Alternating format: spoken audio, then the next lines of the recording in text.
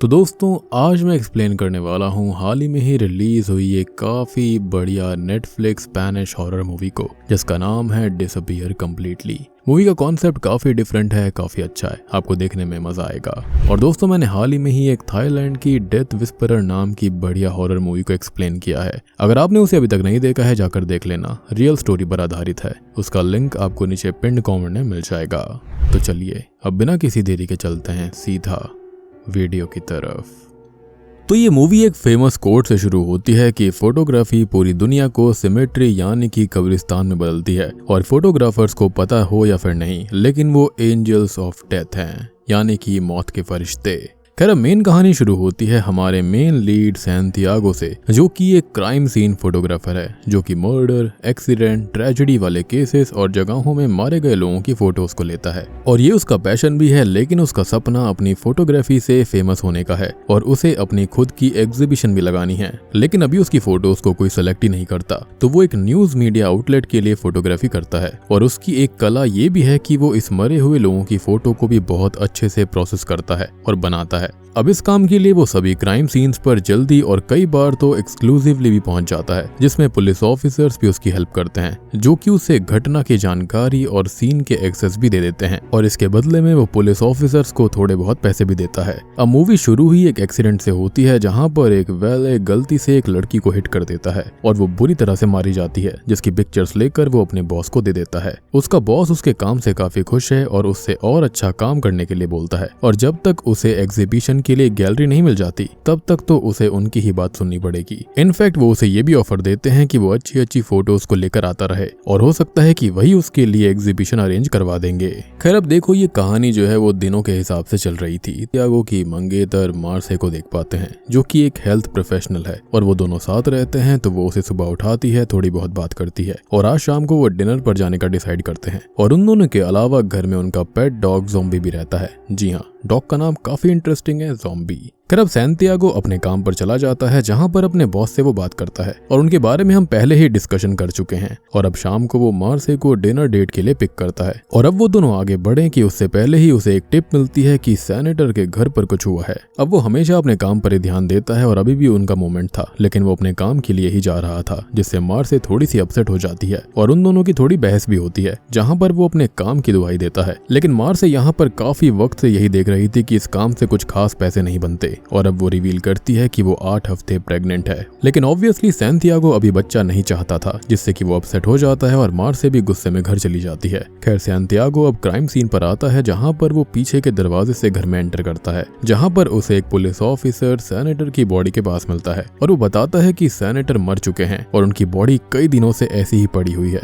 जिसे चूहे खा रहे थे। और आज हाउसकीपर ने उन्हें देखकर पुलिस को तुरंत इन्फॉर्म किया, और काफी दिन पहले ही वो पागल से हो गए थे, जिन्होंने अपनी सिक्योरिटी सभी एम्प्लॉइज को काम से निकाल दिया था। इसलिए ये सब क्या हुआ, कैसे हुआ, कोई नहीं जानता। काफी सीक्रेटिव तरह से हुआ है ये। अब सैंटियागो साथ ही साथ उनकी फोटोज भी लेता जा रहा था, लेकिन तभी उन्हें कुछ आहट मिलती है, जिससे वो दोनों उस साइड देखते हैं, और सैंटियागो गलती से उस साइड की रैंडम फोटोज ले लेता है। अब वो दोनों उस रूम को देखते हैं, तो वहां पर सिर्फ चूहे थे, और अब सैंटियागो फिर से सेनेटर की फोटोज लेने लगता है। लेकिन अब शॉकिंगली वो सेनेटर जाग जाता है और उनसे ये कहता है कि वो उसे खत्म कर दें।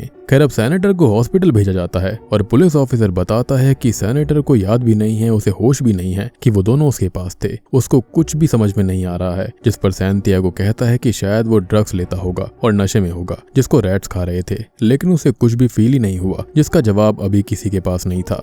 सोच कर देखो, इंसान जिंदा है, उसे जिंदा ही चूहे खा रहे हैं, लेकिन उसे कुछ नहीं पता, दर्द का कोई एहसास तक नहीं है। अब सैंटियागो जब वापस आने लगता है तो उस पर कोई हमला कर देता है, जिससे कि वो बेहोश हो जाता है। जब थोड़ी देर बाद उसे होश आता है तो उसका सामान चोरी हो चुका था, लेकिन कैमरा का मेमोरी कार्ड अभी भी उसके पास था। अब वो घर आकर फोटोज को प्रोसेस करके अपने मीडिया आउटलेट को भेज देता है और सोने चला जाता है, जहां पर वो मार्से से कहता है कि उन्हें ये बच्चा नहीं रखना चाहिए। और वो जाग रही थी, तो ये बात सुनकर वो काफी दुखी हो जाती है। रीजन ये था कि पैसे उसके पास इतने थे नहीं, तो ऑब्वियस सी बात है वो बच्चे की अच्छी परवरिश नहीं कर पाता, एंड ऑब्वियसली वो भी बाप बनने के लिए रेडी भी नहीं था। खैर फिलहाल सैंटियागो सो जाता है, जो कि सपने में देखता है कि वो मारा जा चुका है, जिसकी फोटो वही निकाल रहा था। और अब अलग अलग बहुत सारे फोटोग्राफर्स उसकी फोटोज को निकाल रहे हैं, और फिर उसे हॉस्पिटल भेजा जाता है, जहां पर उसकी ऑटोप्सी होती है। है और फाइनली वो अपनी बॉडी देखता है जिसकी आंखें और मुंह लाल धागे से सिले हुए थे। साथ ही साथ सेनेटर के विजन्स भी उसको हॉन्ट करते हैं, जिससे डरकर वो जाग जाता है और ये मंगलवार का दिन शुरू हो गया था। अब मार्स से काम पर गई थी और सैंटियागो तैयार होने जाता है और देखता है कि ज़ॉम्बी किचन काउंटर के नीचे किसी चीज को देखकर भौंक रहा था और उसे निकालने की कोशिश कर रहा था, जिसको वो इग्नोर कर देता है। और अब वो मार्से की सोनोग्राफी देखता है, जिससे वो और परेशान हो जाता है क्योंकि उसे बच्चा नहीं चाहिए, लेकिन मार्से बच्चे के लिए सीरियस थी।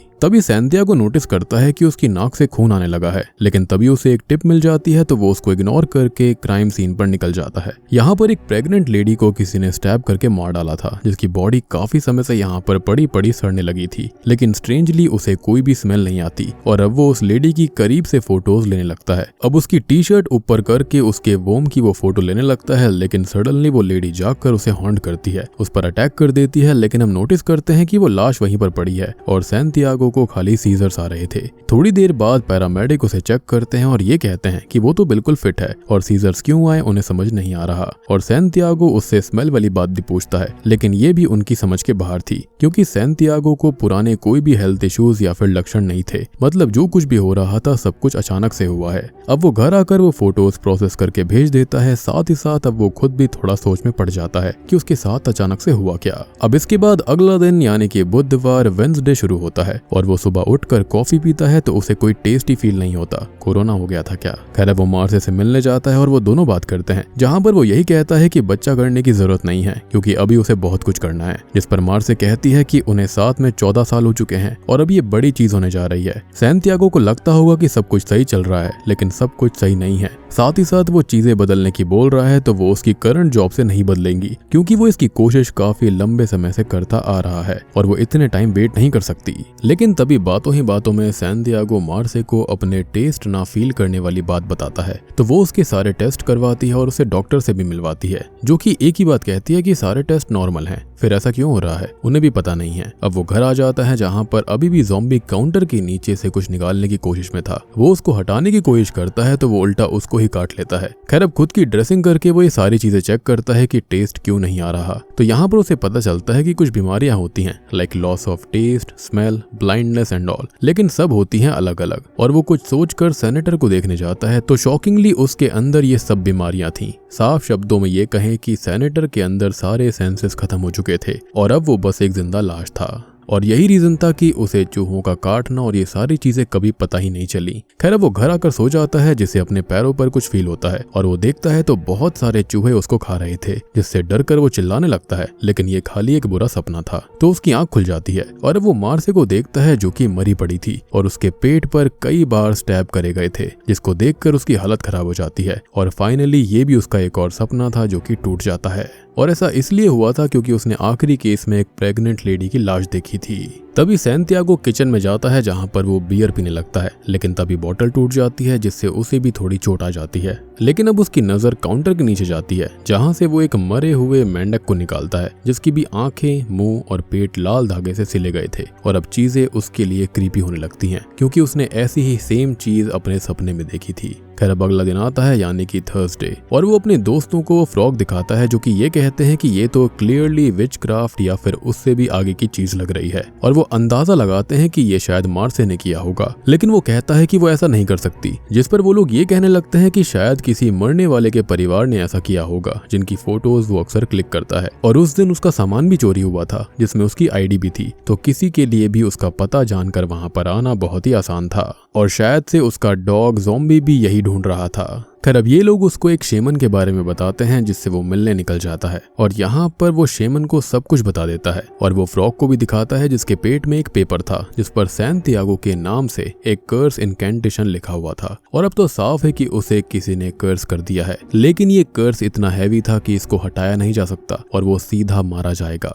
अब तभी ये शेमन सैंटियागो से एक और बात बोलती है कि सैंटियागो को खाली यही फील हो रहा होगा कि वो टेस्ट और स्मेल खो चुका है, लेकिन असल में एक एक करके उसके सारे सेंसेस जा रहे हैं और वो टच और पेन ऑलरेडी खो चुका है, जिसको चेक करने के लिए वो उसकी छाती पर जलती हुई सिगार को रख देती है, जिसके बारे में उसे पता भी नहीं चलता। और अब यहाँ पर सैंटियागो के खाली 2 सेंसेस बचे हैं, मतलब अब उसके पास 2 ही दिन बाकी थे और उसकी हेल्प करने की खाली एक कोशिश हो सकती है जिसकी कीमत बहुत भारी होगी। और अब उसे तो अपनी जान बचानी थी, तो वो एग्री हो जाता है और तभी वो शेमन उसे कुछ लाने के लिए कहती है और उसकी जान के बदले में एक सैक्रिफाइस भी लगने वाला था। सैंटियागो अब घर आने लगता है, जो कि बहुत ही ज्यादा परेशान हो जाता है और हम एक चीज नोटिस करते हैं कि इंसानी बॉडी का मेजर वर्क फ्लो सेंसेस पर ही डिपेंड करता है। अगर हाथ या फिर पैर हैं लेकिन उनके अंदर सेंसेस नहीं है, तो एक समय के बाद होते हुए भी उनकी कमी हो जाएगी। मतलब वो बॉडी में रहेंगे तो सही, लेकिन ऐसा लगेगा कि वो है ही नहीं। अब वो अपने एक्सपेंसिव कैमरा, सामान बेचकर पैसे इकट्ठे करता है, शेमन का बोला हुआ सामान भी लेकर आता है और अपने प्यारे डॉग ज़ॉम्बी को स्लीपिंग पिल्स देकर अपने साथ ले जाने लगता है, जिसको वो एज अ सैक्रिफाइस देने वाला था। अब वो उस लेडी से मिलता है जो कि उसे शहर से काफी दूर अपने गुरु शेमन के पास लेकर जाती है, जो कि एक भारी भरकम से रिचुअल करते हैं। सैंटियागो ज़ॉम्बी को अपने हाथों से खत्म करता है, जिसका उसे बहुत दुख होता है और वो फूट फूट कर रोने लगता है। बीच बीच में उसे काफी डरावने विजन्स आते हैं और फाइनली ज़ॉम्बी के खून से उसे नहलाकर ये रिचुअल पूरा होता है और शेमन उससे कहती है कि अब कर्स खत्म हो चुका है, लेकिन जो सेंसेस चले गए हैं वो अब कभी वापस नहीं आने वाले। अब सैंटियागो घर वापस आता है और आज फ्राइडे का दिन था। तभी वो मार्से से मिलता है, जिससे वो थोड़ी बहुत बात करता है और वो दोनों इंटीमेट होते हैं। साथ ही साथ अब वो बच्चे के लिए भी मान गया था, लेकिन अगले ही दिन उसके कानों में कुछ दिक्कत होती है, जिससे एक बग बाहर आता है, यानी कि एक कीड़ा, और अब जाकर उसके सुनने की शक्ति भी खराब होने लगती है। मतलब जो 2 सेंसेस और बचे हुए थे, एक सुनने का और एक देखने का, उनमें से सुनने वाला खत्म हो रहा था और आखिरी एक ही चीज बची है, जिसके जाते ही वो भी खत्म हो जाएगा। अब होता यह है कि तभी वो वापस से उसी शेमन के पास जाता है, जहां पर उसको पता चलता है कि जिस बड़े शेमन ने रिचुअल किया था वो हार्ट अटैक से रात में ही मर गए। और अब शेमन ये कहती है कि उसका कर्ज ठीक नहीं हो सकता, तो जो समय उसके पास बचा हुआ है वो उसको समझदारी से इस्तेमाल करे। वो बहुत ही ज्यादा परेशान हो जाता है, लेकिन सैंटियागो को कुछ याद आता है और वो उस दिन सेनेटर के घर की क्लिक की हुई पिक्चर्स को देखता है, तो उसे पिक्चर्स के अंदर एक मास्क फिगर दिखाई देती है। वो सेनेटर के घर जाकर चेक करता है तो वहां पर भी उसे एक ऐसा ही मेंढक मिलता है, जिसके जरिए सेनेटर पर कर्ज छोड़ा गया था। और अब वो अपने दोस्तों से बात करता है, जिन्हें कोई भी आइडिया नहीं होता, लेकिन वो ये जरूर कहते हैं कि उसमें और सेनेटर में क्या ही कॉमन हो सकता है। खैर अब कॉमन तो यहाँ कुछ नहीं था, लेकिन वो ये जरूर पता लगा लेता है कि पोजीशन के लिए दूसरी सेनेटर ने वो कर्ज उसके ऊपर छोड़ा। और अब वो उस सेनेटर के ड्राइवर से मिलता है, जिससे वो उसके बारे में पूछता है और एक नो मैन्स लैंड तक पहुंच जाता है, जहां पर ना तो कोई आ सकता था, ना ही वहां से वापस जा सकता था। और दोस्तों अब यहाँ पर खुलते हैं इस मूवी के असली पत्ते। तो असल में उस दिन सेनेटर के घर के अंदर जो रैंडम फोटो उसने क्लिक करी थी, उसके अंदर आया था कोई और नहीं बल्कि खुद डेविल। जी हाँ, वो मास्क वाला व्यक्ति कोई और नहीं बल्कि खुद डेविल था। तो लोग यहाँ पर असल में डेविल से डील करते हैं, विश करते हैं, उसको वर्शिप करते हैं। तो यहाँ पर उस सेनेटर के ऊपर एक दूसरी सेनेटर ने पोजीशन के लिए सब करवा दिया था, यानी कि जादू टोना करवाया, जो कि होता है इसी मेंढक के जरिए। और यहाँ पर हम ये देख पाते हैं कि डेविल अपने डीमंस के साथ, या फिर यूं कहें कि अपने हेल के साथ धरती पर ही है और वो लोगों से डील के अनुसार उनके शिकार को एक जिंदा लाश बना देता है। लेकिन उस दिन गलती से सैंटियागो ने उसे कैप्चर कर लिया, तो अब वो उसे पूरी तरह से डिसअपियर कर रहा है। वो नहीं चाहता कि उसके बारे में किसी को पता चले। सैंटियागो अपना विजन भी खोने लगता है, जिसे डेविल जहर देता है और एक डील ऑफर करता है कि वो अपने बच्चे और मार्सी को उसे सौंप दे और बदले में जो उसने खोया है उसको मिल जाएगा। अब सैंटियागो अपने सपने को पूरा करने के लिए ये काम करने के लिए वापस घर पर आता है, लेकिन वो ऑलरेडी अपने डॉग को, अपने प्यार करने वाले को खो चुका था और अब वो अपनी प्यारी गर्लफ्रेंड मार्से को और उसके अंदर पल रही नन्ही सी जान को नहीं मार सकता और वो उसको जहर नहीं देता, जिसके साथ वो फाइनली गायब हो जाता है, यानी कि डेविल ने उसे खत्म कर दिया था। और बूम, इसी के साथ में डिसअपियर कंप्लीटली मूवी यहीं पर खत्म हो जाती है। तो दोस्तों ये थी डिसअपियर कंप्लीटली फिल्म की कहानी। उम्मीद करता हूँ कि आपको ये स्पेनिश हॉरर मूवी पसंद आई होगी। कॉन्सेप्ट काफी स्ट्रेट फॉरवर्ड है, आपको समझ में भी आ गया होगा, लेकिन यह है कि देखने में काफी क्रीपी लगता है, काफी इंटरेस्टिंग भी लगता है। उम्मीद करता हूँ कि आपको अच्छा लगा होगा। अच्छा लगा है तो वीडियो को लाइक कर देना, चैनल के ऊपर नए हैं तो सब्सक्राइब कर लीजिए। कोई डाउट है तो आप कॉमेंट में पूछ सकते हैं, मैं आपको बता दूंगा। तो मैं आप सबको मिलता हूँ अगली वीडियो के साथ में, तब तक के लिए